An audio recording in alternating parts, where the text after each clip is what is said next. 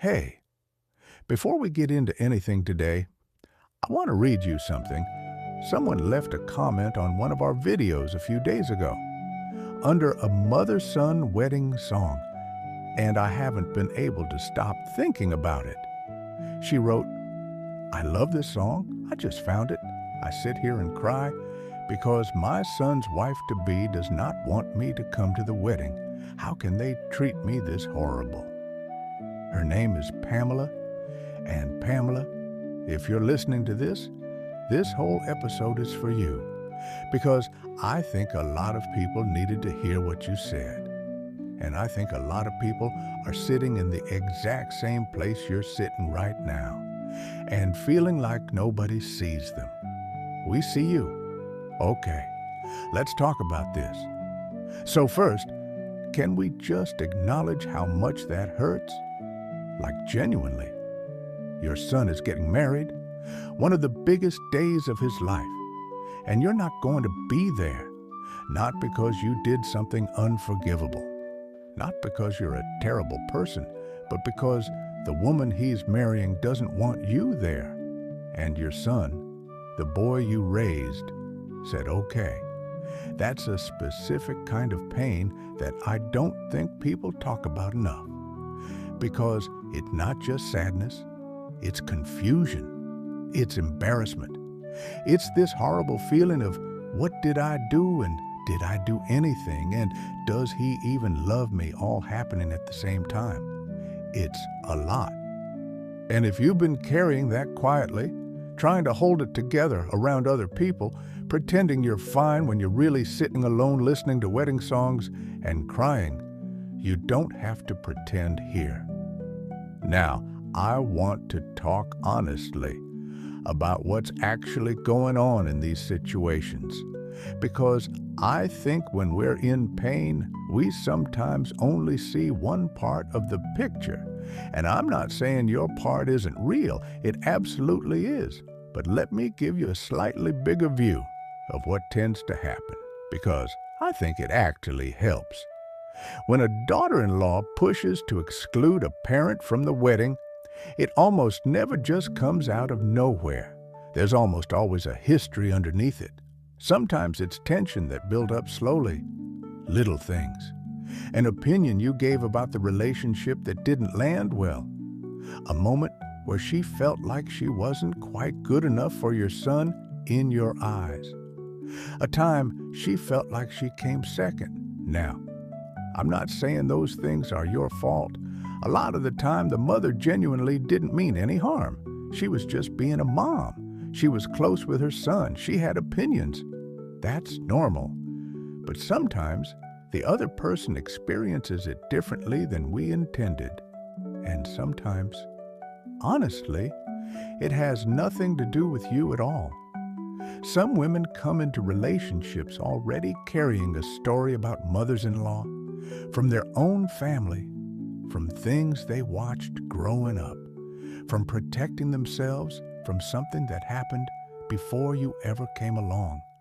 And they bring that into the relationship without even fully realizing it. So she's not necessarily reacting to you. She's reacting to a version of you that she built in her head, which is frustrating, I know, but it's also actually useful to understand, because it means this isn't necessarily as fixed as it feels right now.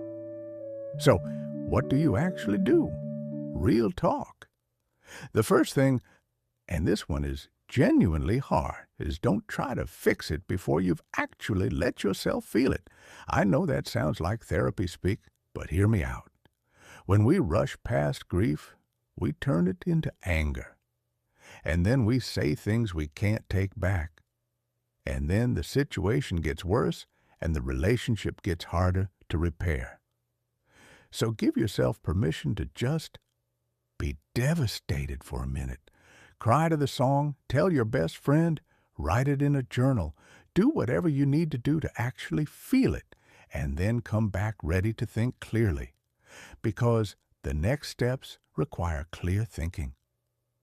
Okay, your son, this is the big one.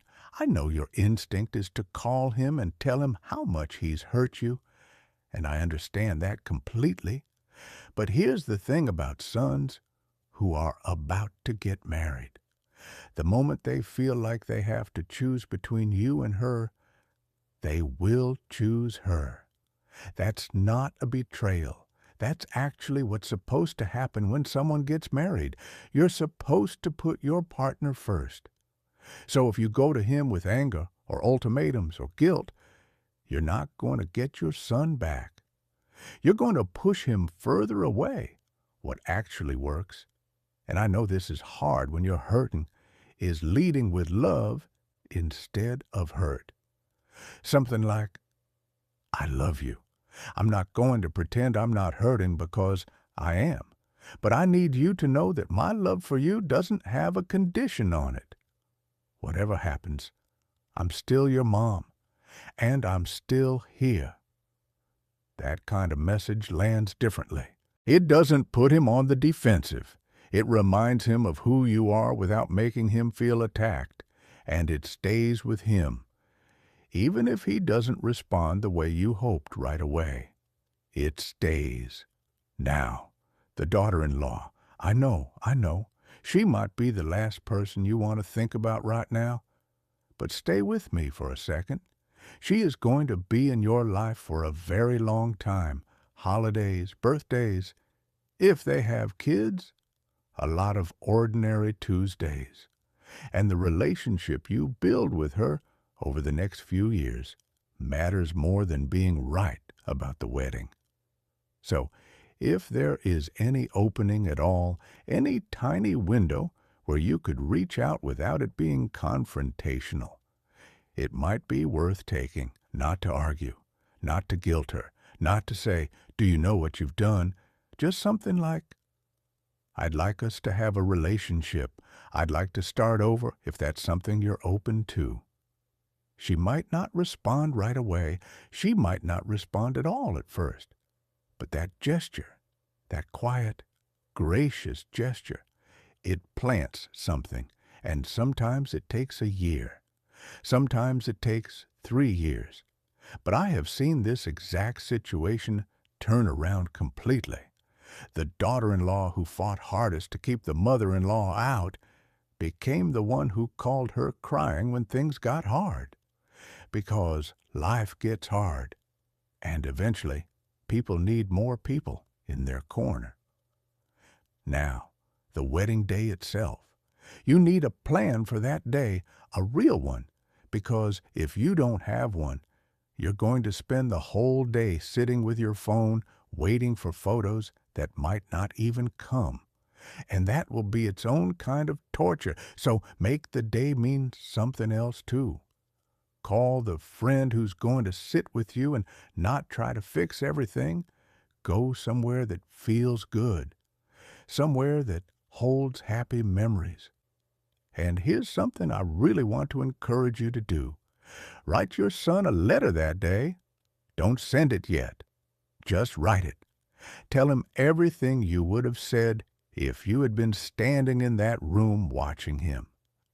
Tell him what you're proud of. Tell him what you hope for him. Tell him you love his person even if things are hard right now. Write the letter you needed to give him and couldn't. Some mothers have sent that letter a year later, 2 years later, and it changed things. One more thing before we close. The wedding day feels like an ending right now. I know it does. It feels like a door shutting, but it isn't.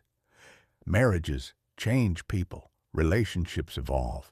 The people who are guarded and defensive in the early years sometimes become the ones reaching out when they've lived a little more life. That doesn't make what's happening right now okay, but it means this is not the whole story. It means there are chapters you haven't read yet. So don't write the ending today. Pamela, you asked how they can treat you this horrible, and I genuinely don't have an answer that makes it fair, because it isn't fair. What I can tell you is this: the love you have for your son, the love that made you search for a song, the love that made you sit down and cry, The love that made you type those words to a stranger on the internet.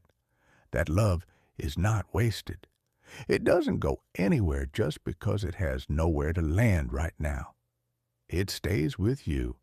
And love like that, patient love, quiet love, has a way of finding its way home. We're going to close today with a song. No words from me after this, just the music. For Pamela, for every parent out there tonight holding love that has nowhere to go. This one's for you.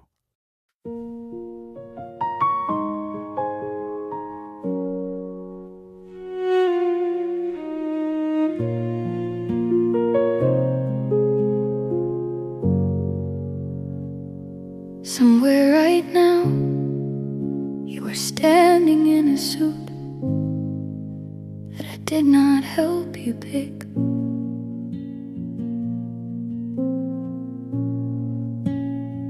Somewhere right now, someone is straightening your tie and telling you that everything is going to be fine. And I am here in the house where you learned to walk, sitting at the table where you used to do your homework, drinking coffee from the mug you bought me for Mother's Day, the year you still remember to call. But I still wished you well. I woke up this morning and I wished you well. I don't know if you can feel it from wherever you are, but a mother's love does not need an invitation to show up and stand guard around your heart. I still wished you well.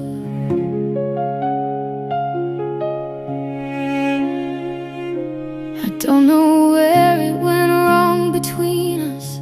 I have replayed it so many times, the edges are worn. Maybe I held on too tight. Maybe I said the wrong thing. Maybe love and mistakes are the same thread, just differently torn. I am not angry, I was, but that burned out. And what was underneath it was just missing you.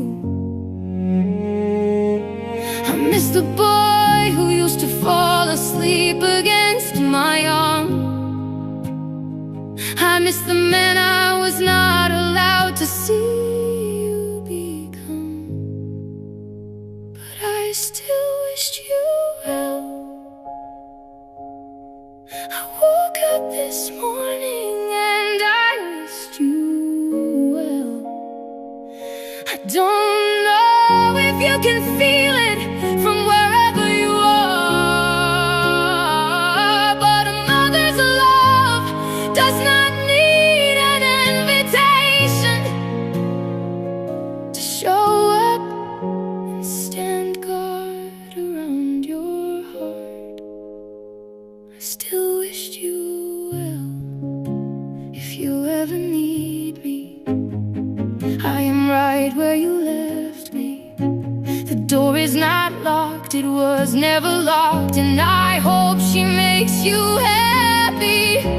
I hope she gives you everything I couldn't. I hope your wedding was beautiful. I hope you danced. And I still wished you well.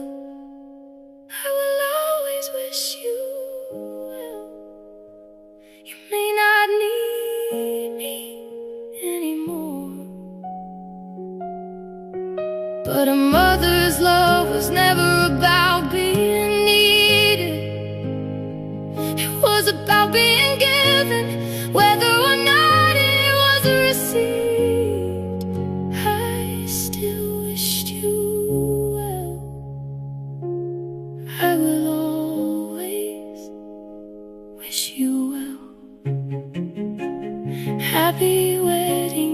baby, baby.